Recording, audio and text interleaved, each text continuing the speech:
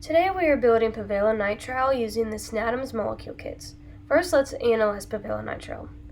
This molecule has a chemical formula of C5H9N with a uniqueness of 3 unique carbons, 1 unique hydrogen set, and a hydrogen set ratio of 9. As you can see, we also have a heteroatom in this molecule, and it's nitrogen. There are 2 functional groups. The first functional group being a nitrile, consisting of a nitrogen triple bonded to an sp hybridized carbon. This group gives pivalonitrile 2 degrees of unsaturation because the 2 pi bonds located in the triple bond. The triple bond also contains 1 sigma bond. The rest of the molecule contains alkane groups totaling 13 sigma bonds.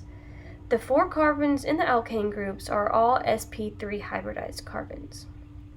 Because the melting point is 15 to 16 degrees Celsius, pivalonitrile is liquid at room temperature.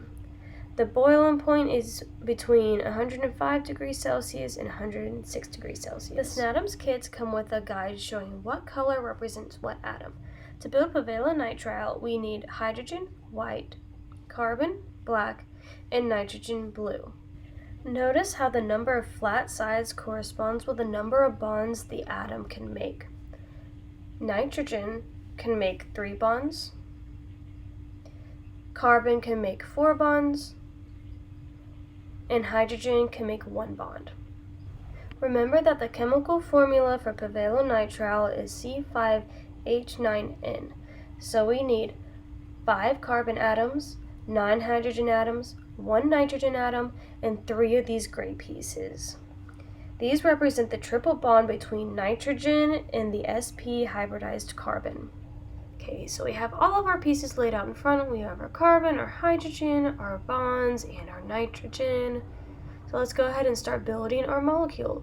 Go ahead and take a carbon and your nitrogen.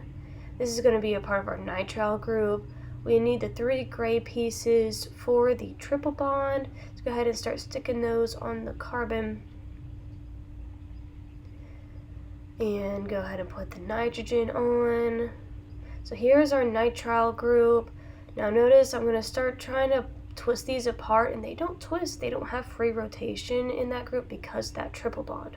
We do have an empty space to add our next carbon. This is our first sp3 hybridized carbon, and we have 3 more spots for the other 3 sp3 hybridized carbons. So let's go ahead and stick those on there. And after this last carbon, we're going to go ahead and add our hydrogens.